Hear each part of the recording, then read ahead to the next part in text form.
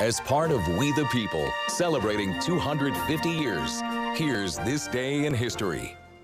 As we count down to America's 250th birthday, coming up this summer, we are sharing our We the People series, the people, places, and things of the past that have shaped our country to what it is today. That's right. On this day, December 27th, 1981, NHLer Wayne Gretzky scores 100 points in a season, becoming the fastest in NHL to do so in just 38 games. Yeah, Gretzky reached 100 points after scoring 4 goals and adding 1 assist for the Edmonton Oilers in their game against the Los Angeles Kings. The 4 goals were exactly what the Oilers needed to win that game, 10-3. This was during the 5th season with the Oilers.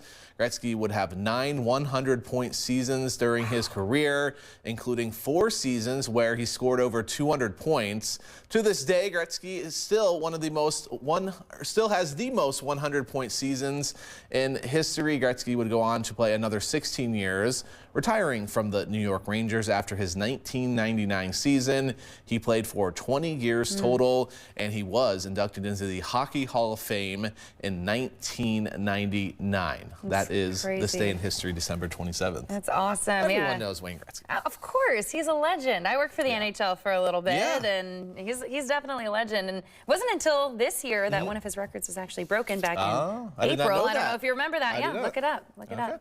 All right.